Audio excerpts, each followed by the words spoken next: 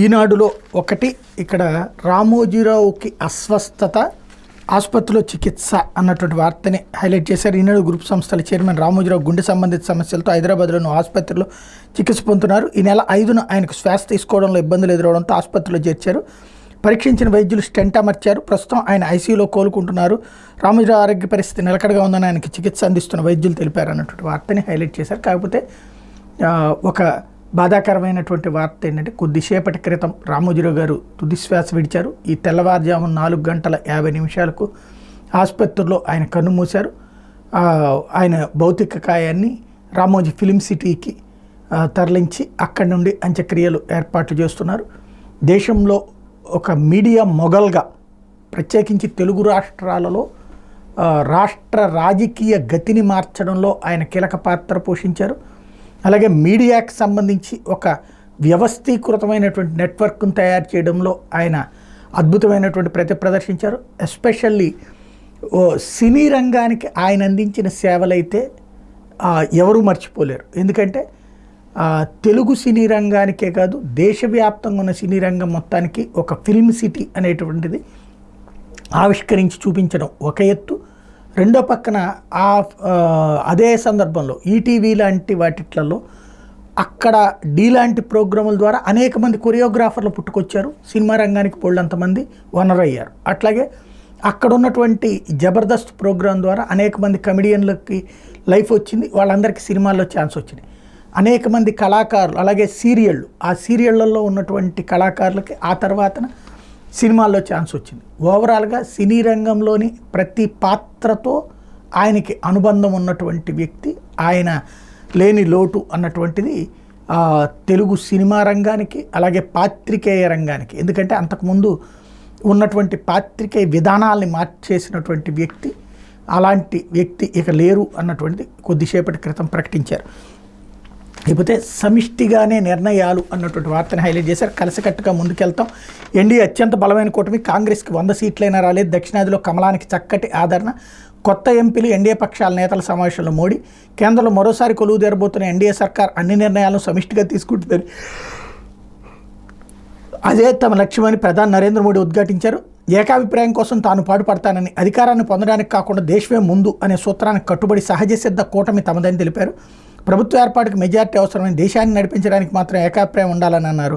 అన్ని మతాలను సమానంగా చూడాలని తమ సిద్ధాంతం వివరించారు. పాత పార్లమెంట్ భవనంలోని సెంట్రల్ హాల్లో శుక్రవారం జరిగిన సమావేశంలో కూటమి లోక్సభ పక్షనేతగా ఏకగ్రీవంగా ఎన్నికైన తర్వాత ఆయన భాగస్వామి పక్షాల నేతలు నూతన ఎంపీలను ఉద్దేశించి ప్రసంగించారు. ప్రజాస్వామ్యంపై ప్రజల్లో ఉన్న విశ్వాసాన్ని దెబ్బగొట్టేందుకు విపక్షం ప్రయత్నిస్తోందని, ఎన్డీఏ విజయం సాధించినా దాన్ని ఓటమిగా చూపాలనుకుంటోందని ఆయన విమర్శించారు. భాగస్వామి పక్షాలు గణాంకాల పరంగా ఏ విధంగా చూసినా ఎన్డీఏ అత్యంత బలమైన కూటమని పేర్కొన్నారు. మిత్రపక్షాల కృతజ్ఞతలు తెలిపారు. ఎన్డీఏ పనితీరుపై హర్షం వ్యక్తం చేశారు. కొత్త సర్కారు ఎలా ఉండబోతోంది, తన దార్శనికత ఏమిటనేది వివరించారు. బీజేపీ లోక్సభ పక్ష నేతగా, బీజేపీ పార్లమెంటరీ పార్టీ నేతగా కూడా ఆయన ఎన్నికయ్యారన్నటువంటి వార్తని హైలైట్ చేశారు. లేకపోతే ఇది నా జీవితంలో గర్వించదగ్గ రోజు, దేశ ప్రజల్లో స్ఫూర్తి నింపిన నాయకుడు మోడీ అంటూ మోడీని ఎన్డీఏ నేతగా ప్రకటించే సందర్భంగా చంద్రబాబు స్టేట్మెంట్. భారతీయులు ప్రపంచ నాయకులుగా ఎదగడం చూస్తామని వ్యాఖ్య. అదే సందర్భంలో ఆయన 15 ఏళ్లు పాలిస్తారన్న చంద్రబాబు వ్యాఖ్యలు నిజమవుతున్నాయంటూ జనసేన అధినేత పవన్ కళ్యాణ్ స్టేట్మెంట్ కూడా ఇక్కడ హైలైట్ చేశారు. లేకపోతే నూతన సీఎస్గా నీరబ్ కుమార్ ప్రసాద్, రాష్ట్ర ప్రభుత్వ ప్రధాన కార్యదర్శిగా సీనియర్ ఐఏఎస్ అధికారి నీరబ్ కుమార్ ప్రసాద్ నియమితులయ్యారు. ఈ మేరకు శుక్రవారం ఉదయం అధికారిక ఉత్తర్వులు వెలువడ్డాయి. తిరుమల తిరుపతి దేవస్థానం వేద పండితుల మంత్రోచ్చారణ మధ్య సచివాలయంలో మధ్యాహ్నం 12 గంటల సమయంలో ఆయన బాధ్యతలు స్వీకరించారు. ఈ సందర్భంగా ఆయన మాట్లాడుతూ తనను సీఎస్గా నియమించినందుకు ముఖ్యమంత్రిగా ప్రమాణ స్వీకారం చేయనున్న చంద్రబాబు నాయుడు కృతజ్ఞతలు తెలిపారు. ప్రభుత్వ ప్రాధాన్యాలకు అనుగుణంగా పనిచేస్తానని పేర్కొన్నారు. ఈ కార్యక్రమంలో సాధారణ పరిపాలనా శాఖ కార్యదర్శి సురేష్ కుమార్, ప్రభుత్వ ప్రత్యేక ప్రధాన కార్యదర్శులు గోపాలకృష్ణ ద్వివేది, రజిత్ భార్గవ, విజయానంద్, ఇతర సీనియర్ అధికారులు పాల్గొన్నారన్నటువంటి వార్తని హైలైట్ చేశారు. అయితే నారా చంద్రబాబు నాయుడు అనే నేను గన్నవరం శివారు కేసరపల్లి ఐటీ పార్క్ సమీపంలో సభ, 12న ఉదయం 11:27 ముఖ్యమంత్రిగా ప్రమాణం. ప్రధాని మోడీ పలువురు సీఎంల రాక నేపథ్యంలో భారీ భద్రత, 12 హెలీప్యాడ్లు, 1,50,000 మందికి సరిపడా ఏర్పాట్లు అన్నటువంటి వార్తని హైలైట్ చేశారు. అయితే బెవరేజెస్ కార్పొరేషన్ మాజీ ఎండీ వాసుదేవరెడ్డిపై సిఐడి కేసు. హైదరాబాద్లోని ఆయన నివాసంలో సోదాలు, కీలక పత్రాలు, దస్తాలు, కంప్యూటర్ పరికరాలు చోరీ చేశారంటూ ఫిర్యాదు. ఆధారాల ధ్వంసం, నేరపూర్త కుట్ర, చోరీ అభియోగాలపై కేసు. ప్రభుత్వ పెద్దలు, వైకాపా ముఖ్య నాయకులు, సూత్రధారులు గత 5 ఏళ్లుగా కొనసాగించిన మద్యం కుంభకోణంలో కీలక పాత్రధారి అనే అభియోగాలు ఎదుర్కొంటున్న Andhra Pradesh state beverages corporation limited మాజీ ఎండీ ఐఆర్టీఎస్ అధికారి డి వాసుదేవరెడ్డిపై సిఐడి కేసు నమోదు చేసింది. ఏపీ ఎస్పీసీఎల్ ప్రధాన కార్యాలయం నుంచి దస్త్రాలు, కంప్యూటర్ పరికరాలు, ఇతర పత్రాలు వాసుదేవరెడ్డి నెల 6ను కారులో తరలిస్తుండగా చూశారంటూ కంచికిచర్ల వాసి గద్దె శివకృష్ణ ఇచ్చిన ఫిర్యాదుపై ఈ కేసు పెట్టింది. విలువైన ఆధారాలు, వస్తువుల ధ్వంసం, చోరీ, నేరపూర్తి, కుట్ర తదితర అభియోగాలపై ఐపీసీ 427, 379 రెడ్ విత్ 120 సెక్షన్ కింద కేసు పెట్టింది. గురువారం రాత్రి కేసు నమోదు కాక శుక్రవారం ఉదయమే విజయవాడ నుంచి సిఐడి బృందాలు హైదరాబాద్లోని వాసుదేవరెడ్డి నివాసానికి వెళ్లి రోజంతా సోదాలు చేసే వైకాపాయంలో ప్రభుత్వ పెద్దలు, వైకాపా నాయకులు, వారి సన్నిహితులు కలిసి మద్యం తయారీ, కొనుగోలు, సరఫరా, విక్రయాలను గుత్తాధిపత్యంలో ఉంచుకుని భారీ ఎత్తున దోచుకున్నారు. రాష్ట్రంలో అధికార మార్పిడి జరుగుతున్న తరుణంలో ఆ దోపిడీ కుంభకోణానికి సంబంధించిన కీలక ఆధారాన్ని, పత్రాలని, హార్డ్ డిస్క్లను మాయం చేసేందుకు వాసుదేవరెడ్డి ప్రయత్నాలు చేసినట్టు సిఐడి గుర్తించింది అన్నటువంటి వార్తని హైలైట్ చేశారు. అయితే చెత్త పన్ను వసూళ్ల నిలిపివేత అన్నది ఒక క్వశ్చన్ మార్క్ పెట్టారు. పట్టణ స్థానిక సంస్థలకు మౌఖిక ఆదేశాలు. అధికారంలోకి వచ్చాక చెత్త పన్ను రద్దు చేస్తామని ఎన్డీఏ. చెత్త ఆటోల పేరుతో అస్మదీయులకు ప్రజాధనం దోచిపెట్టిన జగన్ ప్రభుత్వం అంటూ నగరాలు, పట్టణాల్లో ఇళ్ల నుంచి చెత్త పన్ను వసూళ్లు నిలిపేశారు. తదుపరి ఉత్తర్వులు వచ్చే వరకు వసూలు చేయొద్దని పుర నగరపాలక సంస్థలకు అధికారులు మౌఖిక ఆదేశాలు ఇచ్చారు.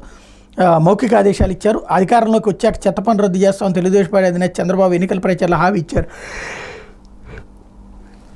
ఎన్డీఏ అధికారంలోకి రావడంతో వసూలు నిలిపేయాలని వార్డు సచివాలయాలకు, పుర కమిషనర్లకు సూచించారు. చెత్త సేకరణ పేరుతో జగన్ ప్రభుత్వం పట్టణ స్థానిక సంస్థల పరిధిలో ఇళ్ల నుంచి నెలకు 30 నుంచి 150 రూపాయలు చొప్పున ఏటా దాదాపు 200 కోట్లు వసూలు చేసింది. ఎన్నికల ముందు వసూళ్లను తాత్కాలికంగా నిలిపేసి ప్రజలు మెప్పు పొందేందుకు ప్రయత్నించిన సామాన్యులు ఉపేక్షించలేదు. చెత్త పన్ను వసూళ్లను తెలుగుదేశం పార్టీ, జనసేన మొదటి నుంచి వ్యతిరేకిస్తున్నాయి. ఏటా 15% చొప్పున ఆస్తి పన్ను పెంచుతూనే చెత్త పన్ను వసూలు చేయడానికి నిలదీశాయి. చెత్త సేకరణ పేరుతో అస్మదీ సంస్థల కోట్ల ప్రజాధనాన్ని ప్రభుత్వం దోచిపెడుతోందన్న ఆరోపణలు ఉన్నాయన్నటువంటి వార్తని హైలైట్ చేశారు. ఇప్పుడు ఇలాంటి స్టేట్మెంట్లు బాగుంటాయి. ఇప్పుడు అసలు సమస్య వస్తుంది. 30 రూపాయలు పెద్దగా ఎవరు ఫీల్ అవ్వలేదు. 150 రూపాయలు అన్నటువంటిది వ్యాపారస్తుల దగ్గర. వాళ్ళకు కూడా ఇంతకుముందు లంచాల రూపంలో ఇచ్చేవాళ్ళు ఇప్పుడు క్యాష్గా ఈ రూపంలో ఇచ్చుకుంటూ వచ్చారు. ఇప్పుడు అది తీసేయడం ఈజీనే. వాళ్ళకి డబ్బులు ఎవరిస్తారు? ఇప్పుడు ఆ చెత్తకి సంబంధించినటువంటిది మున్సిపాలిటీలకి. గవర్నమెంట్ ఇవ్వలేదనుకోండి, చెత్త తీసుకెళ్ళడానికి ఇళ్ళ దగ్గరికి మనుషులు రాకపోతే అప్పుడు సఫర్ అవ్వాల్సి ఉంటుంది. కాబట్టి ఇట్లాంటి ప్రకటనలుగా బాగుంటుంది. ఇప్పుడు ఆచరణలో కరెక్ట్గా చేయగలిగితే బాగుంటుంది. లేకపోతే రోసా నిధుల దారాదత్తానికి హడావిడి. బ్యాంకు ఖాతా వివరాలు కోరిన అధికారులు నాగార్జున విశ్వవిద్యాలయం తీరుపై విమర్శలు. కొత్త ప్రభుత్వం ఏర్పడేలోపు విశ్వవిద్యాలయంలో ఉన్న నిధులను కరిగించేయడం లేని యోచనలో ఆ యూనివర్సిటీలో ఉన్నతాధికారులు ఉన్నారు. సార్వత్రిక ఎన్నికలు కూడా అమల్లో ఉండగా నాగార్జున యూనివర్సిటీలో పరిశోధన ప్రాజెక్టులకు రోసా నిధులు మంజూరు చేస్తామని, వెంటనే తమకు అధ్యాపకుల బ్యాంక్ ఖాతాల వివరాలను చేయాలని వర్సిటీ రోసా కోఆర్డినేటర్ ఆచార్య సునీతి నెల 5 సర్క్యులర్ జారీ చేయడం అధ్యాపకులు చర్చనీయాంశమవుతుంది. మే 31 వర్సిటీ ఉపకులపతి ఇచ్చిన ప్రొసీడింగ్స్ని ఆ లేఖలో పొందుపరిచారు. ఎప్పుడో ఖర్చు పెట్టాల్సినటువంటి నిధులను ఇప్పుడు మంజూరు చేయాలనుకోవడం ఏంటన్న ప్రశ్న ఉత్పన్నమవుతుంది అన్నటువంటి వార్తని హైలైట్ చేశారు. అయితే మా పెద్దిరెడ్డి చెప్పందే సీట్లో నుంచి కథలను ఎస్వీయు వీసీ శ్రీకాంత్ రెడ్డి వింత వాదన. రాజీనామా చేయాలని పట్టుపట్టిన వర్సిటీ సిబ్బంది, విద్యార్థి సంఘాల నేతలు వీసీ మొండికేయడంతో బలవంతంగా బయటకు పంపిన వైను. తిరుపతి ఎస్వీ యూనివర్సిటీలో ఉపకులపతి శ్రీకాంత్ రెడ్డి విశ్వవిద్యాలయంలోని ఉద్యోగ విద్యార్థి సంఘాల నేతలు ఛాంబర్ నుంచి వెళ్ళిపోవాలంటూ బలవంతంగా బయటకు పంపారు. ఎన్నికల కౌంటింగ్ ముగిసిన వెంటనే ఎస్వీ రిజిస్ట్రార్ మహమ్మద్ హుస్సేన్ రాజీనామా చేశారు. వీసీ కూడా రాజీనామా చేస్తారని భావించారు. కానీ ఆయన పదవిని అంటిపెట్టుకునడంతో ఉద్యోగ విద్యార్థి సంఘాల నేతలు శుక్రవారం వర్సిటీకి చేరుకుని వీసీతో వాగ్వేదానికి దిగారన్నటువంటి వార్తని హైలైట్ చేశారు. ఇక్కడే ఒక దౌర్భాగ్యకరమైన పరిస్థితి ఏంటంటే, అక్కడ ఏదైనా చెయ్యాలనుకుంటే మార్చాలి అంటే ప్రభుత్వం అధికారంలోకి వచ్చింది, చట్టబద్ధంగా మార్చాలి. నువ్వు అని చెప్పేసి వీసీలను బయటికి పంపించేసేస్తాం, రిజిస్ట్రార్లను బయటికి పంపించేస్తాం అంటే ఇదేమన్నా యుద్ధమా? ఒకళ్ళు వస్తే ఒక అధికారులందరూ వెళ్ళిపోవాలి. ఇప్పుడు అందులో యూనివర్సిటీ ప్రొఫెసర్సే కదా, బయట వాళ్ళని ఎవరైనా తీసుకొచ్చి పెడతారా? యూనివర్సిటీలకు సంబంధించినటువంటి వాళ్ళే కదా పెట్టుకొచ్చేది. ఓవరాల్గా ఒక అరాచకాన్ని సమర్థిస్తూ వార్తలు రాసే పరిస్థితుల్లో మనం ఉన్నాం. యూనివర్సిటీల్లో ఆ అధికారి కరెక్ట్గా లేడు, వైస్ ఛాన్సలర్. దెన్ గవర్నమెంట్ అధికారంలోకి రావాలా, యాక్షన్ తీసుకోవాలా. నువ్వెవడు ఇక్కడ ఉండటానికి వీల్లేదంటూ విద్యార్థుల పేరుతో వెళ్ళి దందా చేస్తే ఇంకా అసలు ప్రజాస్వామ్యం ఎక్కడున్నది? ప్రజాస్వామ్యాన్ని కూనీ చేస్తుంటే దాన్ని సమర్థిస్తూ వార్తలు రాసే స్థాయిలో ఆంధ్రప్రదేశ్లో ఉన్నాం. ఇది ఆంధ్రప్రదేశ్కి మంచిదా చెడ్డదా అంటే చెడును మంచిగా చూపేటటువంటి క్రమంలో ఆంధ్రప్రదేశ్ ప్రస్తుతం నడిచిపోతుంది. లేకపోతే నిధులు అడిగేందుకు వెళ్ళి అవమానపడ్డం, జగన్ దుర్భాషలు బయటికి చెప్పుకోలేం, చంద్రబాబు మార్గదర్శకంలో పనిచేస్తాం. ఉమ్మడి Guntur ZP chairperson Heny Christina, Suresh Kumar దంపతులు ఎన్నికలో పోటీ చేసేందుకు టికెట్ ఇస్తానని చెప్పి వైకాపా అధినేత జగన్ తమను 2 సార్లు మోసం చేశారు. ఉమ్మడి గుంటూరు జిల్లా పరిషత్ చైర్పర్సన్ కత్తెర హెనీ క్రిస్టినా ఆమె భర్త తెలుగుదేశం పార్టీ నాయకుడు సురేష్ కుమార్ విమర్శించారు. గుంటూరులో జిల్లా పరిషత్ కార్యాలయంలో శుక్రవారం క్రిస్టినా మీడియాతో మాట్లాడారు. 2014-19 ఎన్నికల్లో మాకు టికెట్ ఇస్తామని చెప్పి వేరే వారికి ఇచ్చారు. మధ్యలో జెడ్పీ చైర్పర్సన్గా అవకాశం కల్పించిన అభివృద్ధి పనులకు నిధులు ఇవ్వాలని జగన్ 100 సార్లు కలిసి ఎంత పత్రాలు ఇస్తే ఐఏఎస్ అధికారులు ధనుంజయ రెడ్డి, కేఎస్ఆర్లను ఇవ్వమనేవారు. వారు ఆ దరఖాస్తులను చెత్తబుట్టలో పడేసేవారు. నిధులు ఇవ్వాలని కోరేందుకు వెళ్ళినప్పుడు జగన్ దుర్భాషలాడారు. ఆ విషయాలు బయటికి చెప్పుకోలేనని తెలిపారు. పార్టీలో గౌరవం లేకపోవడంతో ఎన్నికలకు ముందే లోకేష్ చంద్రబాబును కలిసి మాట్లాడడంతో పార్టీలో చేర్చుకున్నారు. శనివారం జెడ్పీటీసీ సభ్యులతో కలిసి సమస్యలను చంద్రబాబు దృష్టికి తీసుకెళ్తాం, ఆయన పరిష్కరిస్తారని భావిస్తున్నామని పేర్కొన్నారు. కత్తిరి సురేష్ కుమార్ మాట్లాడుతూ జగన్ని నమ్ముకుని పార్టీ ఇన్ఛార్జీలుగా పనిచేస్తే ఆస్తులు అమ్ముకోవాల్సిందేనన్నారు అన్నటువంటి వార్తని ఇక్కడ హైలైట్ చేశారు. ఇకపోతే సాక్షి వచ్చేటప్పటికి 10 ఏళ్ల పాలన ట్రైలరే అంటూ దేశాభివృద్ధికి మరింత శ్రమిస్తా Narendra Modi. NDA new developed aspirational India, దేశహితమే మా కూటమి ఏకైక లక్ష్యం, అతి బలమైన విజయవంతమైన సంకీర్ణం, అధికార దాహంతో విపక్షాల కలయిక, ప్రజాస్వామ్యంపై విశ్వాసాన్ని పోగొట్ట చూశారు. ఇండియా కూటమిపై మోడీ తీవ్ర విమర్శలు. ఎన్డీఏ భాగస్వామ్య పక్షాలను ఉద్దేశించి ప్రసంగం అంటూ ప్రజలు మాకు స్పష్టమైన మెజార్టీ కట్టబెట్టారు, తద్వారా ప్రభుత్వాన్ని నడిపే సదవకాశం ఇచ్చారు, దీన్ని సద్వినియోగం చేసుకుంటామని, దేశాన్ని సర్వతోముఖంగా అభివృద్ధి పదంలో నడుపుతామని దేశ ప్రజలందరికీ మాటిస్తున్నా అంటూ మోడీ స్టేట్మెంట్ని. అట్లాగే రేపే మోడీ ప్రమాణం, రాత్రి 7:15 ముహూర్తం. ఎన్డీఏపీపీ నేతగా ఏకగ్రీవంగా ఎన్నిక. అనంతరం రాష్ట్రపతిని కలిసిన మోడీ ప్రధానిగా నియమిస్తూ ముర్ము నిర్ణయం, ప్రభుత్వ ఏర్పాటుకు ఆహ్వానం అన్నటువంటి వార్తని హైలైట్ చేశారు. అయితే కుర్చీలపై కన్ను అంటూ టీడీపీ నుంచి భారీగా ఆశావహులు, జనసేనకు 5, బీజేపీకి 2 పదవులు, తమకు అవకాశం ఇవ్వాలంటున్న కొత్త ఎమ్మెల్యేలు, కత్తి మీద సాముల మంత్రివర్గ కూర్పు అన్నటువంటి వార్తని హైలైట్ చేశారు. అయితే 15 లోక్సభ తొలి భేటీ, 18వ లోక్సభ తొలి సమావేశం నెల 15వ తేదీన ప్రారంభంగా వచ్చిన విశ్వసనీయ వర్గాలు తెలిపే జూన్ 3వ వారంలో లోక్సభ తొలి సమావేశాలు ప్రారంభమవుతాయని, తొలి 2 రోజులు నూతన ఎంపీల ప్రమాణ స్వీకారం ఉంటుందని సమాచారం. ఆ తర్వాత స్పీకర్ని ఎన్నుకుంటారన్నటువంటి వార్తని హైలైట్ చేశారు.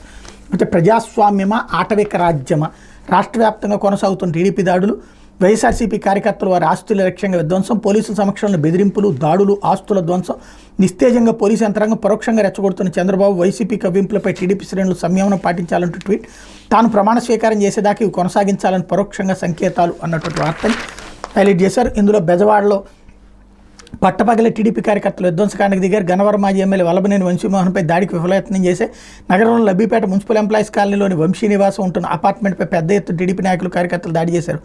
శుక్రవారం మధ్యాహ్నం 3 గంటలకు ప్రారంభమై రాత్రి వరకు విధ్వంసకాండ కొనసాగింది. అరుపులు, కేకలు, బూతులతో ప్రాంతాన్ని అట్టుడికించారు. పోలీసులను తరిమేశారు. చివరికి సీఆర్పీఎఫ్ పోలీసులు రంగంలోకి దిగి లాఠీచార్జ్ చేయడంతో పరిస్థితి అదుపులోకి వచ్చింది. ఇటీవల ఎన్నికల్లో గన్నవరం ఎమ్మెల్యేగా ఎన్నికైన టీడీపీ నేత యార్లగడ్డ వెంకట్రావు అక్కడికి వచ్చి అల్లరి మోకలను మరింతగా రెచ్చగొడ్డ గమనార్హం అంటూ మరోవైపు వైఎస్ఆర్ విగ్రహాల ధ్వంసం, రాష్ట్రంలో అధికార అండ చూసుకుని టీడీపీ కార్యకర్తలు విధ్వంసకాండాన్ని యథేచ్ఛగా కొనసాగిస్తున్నారు. వైఎస్ఆర్ కార్యకర్తలపై దాడులకు పాల్పడడంతో పాటు పనిగట్టుకుని వైఎస్ఆర్ విగ్రహాలు ధ్వంసం చేస్తున్నారు. పెట్రోల్ పోసి తగలబెడుతున్నారు, ట్రాక్టర్లతో కూల్చేస్తున్నారు. ప్రకాశం జిల్లా దర్శి మండలం రాజంపల్లిలో డాక్టర్ వైఎస్ రాజశేఖర రెడ్డి విగ్రహాన్ని గురువారం అర్ధరాత్రి నిప్పెట్టారు. పొగ రావడానికి గమనించిన స్థానికులు నీళ్లు పోసి మంటలార్పారు. అంతకుముందు విగ్రహానికి తాళ్లుగట్టి ట్రాక్టర్తో లాగి కూల్చేయడానికి విఫలయత్నం చేశారు. విగ్రహం ముందు వైపు ట్రాక్టర్ స్లిప్ అయిన ఆనవాళ్లు కనిపిస్తున్నాయి. అనంతరం మడ్డి ఇంజిన్ ఆయిల్ తీసుకొచ్చి విగ్రహం మీద పోసి నిప్పు పెట్టారు. ఆ మేరకు విగ్రహం పక్కనే మడ్డి ఆయిల్ డబ్బాలు కూడా ఉన్నాయి. గ్రామస్తుల ఫిర్యాదు మేరకు ఎస్ఐ సుమన్ సంఘటన స్థలాన్ని పరిశీలించారు. చిత్తూరు జిల్లా గంగాధర నెల్లూరు నియోజకవర్గం శ్రీరంగరాజపురం మండలంలోని 49 కొత్త వల్లిమెట్ట పుత్తూరు చిత్తూరు జాతీయ రహదారులను దీపికా కళ్యాణ్ మండపం వద్ద ఉన్న వైఎస్ఆర్సీపీ ప్రచార వాహనాన్ని ధ్వంసం చేసి పెట్రోల్ పోసి నిప్పండించారు. వైఎస్ఆర్సీపీ ఎమ్మెల్యే అభ్యర్థి కృపాలక్ష్మి ఎన్నికల్లో ఈ వాహనాన్ని ఉపయోగించారు. పోలింగ్ అనంతరం ఆ వాహనాన్ని దీపికా కళ్యాణ మండపం వద్ద పార్కింగ్ చేశారు. దుండగులు వాహనానికి నిప్పంటించిన తర్వాత కళ్యాణ మండపంపై రాళ్లదాడికి పాల్పడ్డారు.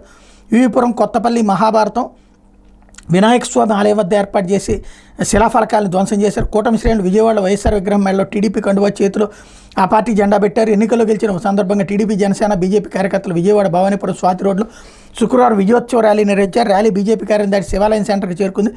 ఆ సమయంలో యువకుడు ప్రొక్లైనర్ పైకి ఎక్కి మహానేత వైఎస్ఆర్ విగ్రహం మెడలో పచ్చకండ వేశాడు. చేతిలో టీడీపీ జెండా పెట్టాడు. భవానీపురం పోలీసులు వారిస్తున్న కార్యకర్తలు పట్టించుకోలేదు. ర్యాలీ ముందుకు కదిలిన తర్వాత పోలీసులు టీడీపీ కండువా జెండాను తొలగించారు. తిరుపతి జిల్లా చంద్రగిరి నియోజకవర్గం రామచంద్రాపురం మండలంలోని కుప్పం బాదూరు గ్రామంలో వైఎస్ఆర్ విగ్రహాన్ని గుర్తెలియని వ్యక్తులు ఎత్తుకెళ్లారు.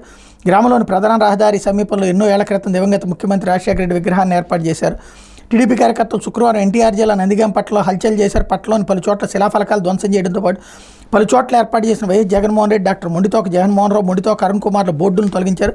ఈ సందర్భంగా టీడీపీ నాయకులకు, పోలీసులకు మధ్య కొద్దిసేపు వాగ్వాదం జరిగింది అన్నటువంటి వార్తని ఇక్కడ హైలైట్ చేశారు. ఇకపోతే రాష్ట్రంలో కుప్పకూలిన రాజ్యాంగ వ్యవస్థలు అంటూ చంద్రబాబు కక్ష సాధింపుతో ప్రజాస్వామ్యానికి పెనుముప్పు, టీడీపీ యథేచ్ఛగా దాడులతో ఆటవిక పరిస్థితులు, వైఎస్ఆర్సీపీ నాయకులు, కార్యకర్తలపై ఉన్మాదంతో దాడులు, గవర్నర్ జోక్యం చేసుకోవాలని మరోసారి విజ్ఞప్తి చేసిన వైఎస్ఆర్సీపీ అధ్యక్షుడు వైఎస్ జగన్మోహన్ రెడ్డి, బాధితులకు వైఎస్ఆర్సీపీ తోడుగా నిలుస్తుందని భరోసా అన్నటువంటి వార్తని హైలైట్ చేశారు. ఇకపోతే కుర్చీలపై కన్ను అంటూ టీడీపీ నుంచి భారీగా ఆశావహులు, జనసేనకు 5, బీజేపీకి 2 పదవులు, తనకు అవకాశం ఇవ్వాలంటున్న కొత్త ఎమ్మెల్యేలు. కత్తిమీద సాముల మంత్రివర్గ కూర్పు. టీడీపీ అధ్యక్షుడు నారా చంద్రబాబు నాయుడు ఈ నెల 12వ తేదీ నూతన ముఖ్యమంత్రిగా ప్రమాణ స్వీకారం చేయాలని నిర్ణయించుకున్న నేపథ్యంలో మంత్రి పదవులు ఎవరిని వరిస్తాయనే అంశంపై పెద్ద ఎత్తున చర్చలు సాగుతున్నాయి. టీడీపీ నుంచి 135 మంది ఎమ్మెల్యేలు గెలిచినందున ఆశావాహుల సంఖ్య భారీగా ఉంది. అయితే మొత్తం 24 మంత్రి పదవులు ఇచ్చే అవకాశం ఉన్నందున అందులోని 3 పార్టీలకు సర్దుబాటు చేయడం కత్తిమీద సాములా మారింది. జనసేన కనీసం 5 మంత్రి పదవులు దక్కుతాయని ప్రచారం జరుగుతుండగా బీజేపీకి 2 పదవులు ఇచ్చే అవకాశం ఉన్నట్టు తెలుస్తోంది. ఆ 2 పార్టీలకు ఇవ్వగా మిగిలిన మంత్రి పదవులకు టీడీపీ సర్దుబాటు చేసుకోవాల్సి ఉంటుంది అన్నటువంటి వార్తని హైలైట్ చేశారు. అదే సందర్భంలో నారాయణకి మళ్లీ ఛాన్స్, పవన్కి పదవి మీదనే అస్పష్టత అన్నటువంటి వార్తని హైలైట్ చేశారు. ఇకపోతే ఈవీఎంల ట్యాంపరింగ్ ఆరోపణలపై ఈసీ స్పందించాలి. వీటిని ట్యాంపరింగ్ చేయొచ్చని గతంలో చంద్రబాబు చెప్పారు. ఆయన సాంకేతిక సలహాదారుడిగా పనిచేసిన వేమూరి హరికృష్ణ ప్రసాద్ చేసి చూపించారు. గతంలో చేసిన వ్యాఖ్యలపై బాబు తన వైఖరి చెప్పాలంటూ ప్రజా సంఘాల డిమాండ్ అంటూ ఇంకా ఈవీఎంల చుట్టూ సాక్షి తిప్పాలనుకుంటోంది. జనాలు అవి ఎప్పుడో మర్చిపోయారు. ఇప్పుడు కేంద్రంలో నరేంద్ర మోడీకి అత్యవసర మార్కులు వచ్చినటువంటి నేపథ్యంలో ఇంకా ఈవీఎంలు లాంటి కథల్ని జనం నమ్ముతారనుకోవడం అమాయకత్వం. ఇకపోతే ఆంధ్రజ్యోతి ఇక నిర్ణయాలు ఏకగ్రీవం అంటూ ఎన్డీఏ స్ఫూర్తికి అనుగుణంగా పనిచేస్తే జీవన నాణ్యతపై దృష్టి సారిస్తాం. సామాన్యుల జీవితాల్లో కనీస స్థాయికి జోక్యం. ఎన్డీఏ ఎంపీలకు 24 గంటలు అందుబాటులో ఉంటా. ఏపీ విజయం అభివృద్ధి ఆకాంక్షల ప్రతిబింబం. చంద్రబాబుకు పేదల సంక్షేమం ముఖ్యం.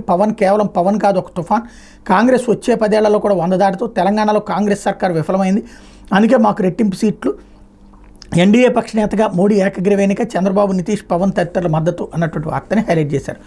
అయితే నెహ్రూ సరసన మోడీ అంటూ వరుసగా 3వసారి ప్రధానమంత్రి ఎన్నిక. కాంగ్రెసేతర పక్షానికి తొలి వ్యక్తిగా ఘనత.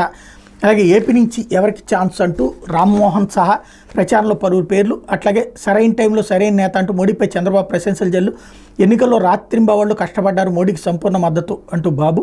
అలాగే మోడీ జాతికి స్ఫూర్తి, ఆయన సారథిగా ఉన్నంత వరకు దేశం ఎవరికి తలవంచదంటూ పవన్ స్టేట్మెంట్ హైలైట్ చేశారు. ఇకపోతే పోదూరులే కాస్త ఆగండి. వైసీపీ అధికారులకు పూర్తి స్థాయిలో చెక్. సెలవులు రద్దు, రిలీవ్ చేయొద్దు. ఐపీఎస్ సంజయ్ లీవ్ రద్దు చేసి జీఏడీ. రాజేశ్వర్ రెడ్డిల వెనక్కి పంపించాలని లేక. రెవెన్యూ ఇంటెలిజెన్స్ చీఫ్గా టీడీపీ నేతల ఆర్థిక మూలాలపై వరుస దాడులు. ప్రభుత్వం మార్గాన్ని డిప్యుటేషన్ రద్దు చేసుకుని వెనక్కి. రాజేశ్వర్ రెడ్డిని వెనక్కి పిలిపిస్తున్న జీఏడీ. లెక్క తేలే వరకు ఏపీలో ఉండాల్సిందే. గీత దాటిన అధికారులకు స్పష్టీకరణ. కొత్త ప్రభుత్వం కొలువు తీరకముందే వైసీపీ అధికారులు లెక్కలు తేలుస్తున్నారు.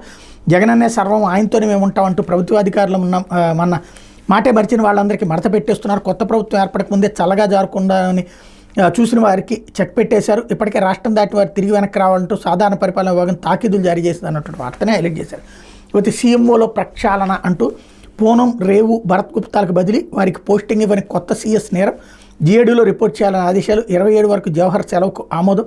తప్పుకోవాలని నామినేటెడ్ పదవుల్లోని వారికి సంకేతాలు అన్నటువంటి వార్తని హైలైట్ చేశారు. ఇకపోతే సిఐడి నుంచి సంజయ్ అవుట్. విజిలెన్స్ నుండి కొల్లు రఘురామరెడ్డి తెలుపు. కొత్త సీఎస్ తొలగింపు. కొత్త సీఎస్ నీరబ్ కుమార్ ఉత్తర్వులు. 2 బాధ్యతలు డీజీపీకి అదనంగా అప్పగింత. Fibernet MD Madhusudan Reddy, mines director వెంకటరెడ్డికి ఉద్వాసన అంటూ అడ్డగోలుగా వైసీపీ చట్టాలు అమలు చేసి అక్రమ అరెస్టులతో రెచ్చిపోయిన పోలీసు అధికారులపై వేటు పడింది అన్నటువంటి వార్తని హైలైట్ చేశారు.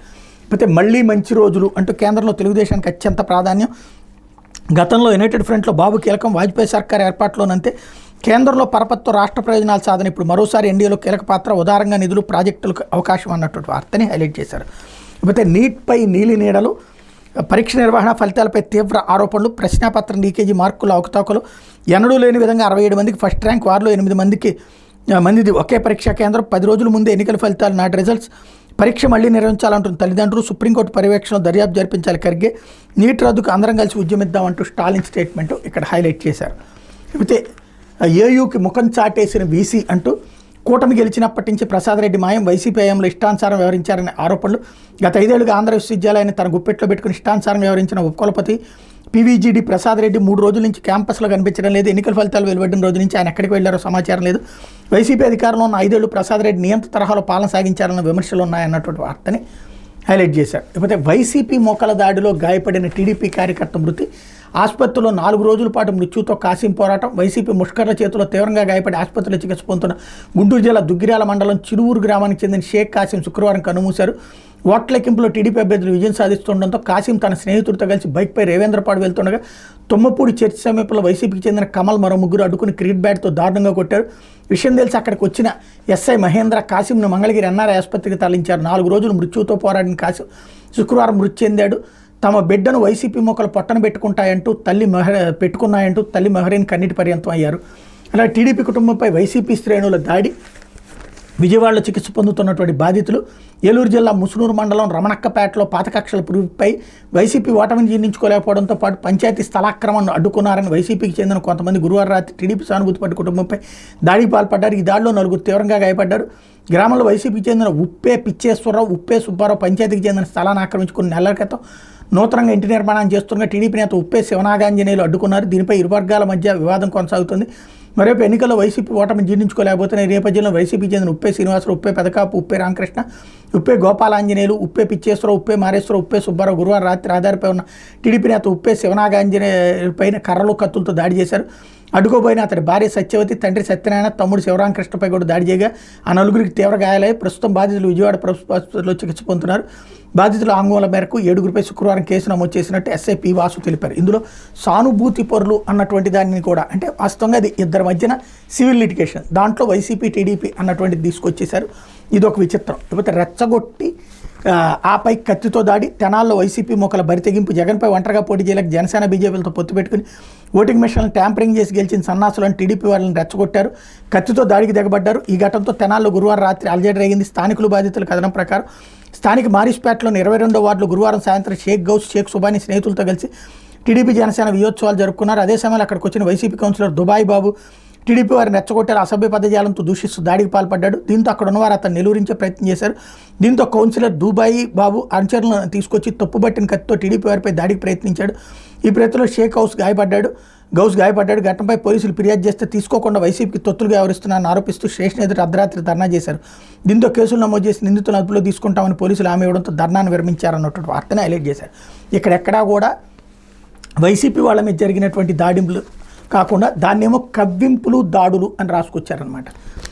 వైసీపీ వాళ్ళే కవ్విస్తే దాడి జరిగింది అన్నటువంటి కోణంలో ఇక్కడేమో వైసీపీ వాళ్ళే దాడులు చేశారు. ఆంధ్రప్రదేశ్కి నిజమైన జర్నలిజం అనేది చచ్చిపోయినటువంటి పరిస్థితి అయితే ఎప్పుడో కనబడుతుంది. దానికి సజీవమైనటువంటి సాక్ష్యం కాదు. ఇప్పుడు ప్రస్తుతం మనం అంత్యక్రియలు చూస్తున్నాం జర్నలిజానికి. అందులో భాగం రాష్ట్ర ప్రజలకి ఇక నిజమైన వార్తలు కరువు, బరువే. ఇది ఇవాళ వార్తలు, ప్రధానమైనటువంటి అంశాలకు సంబంధించినటువంటి వ్యవహారాలు.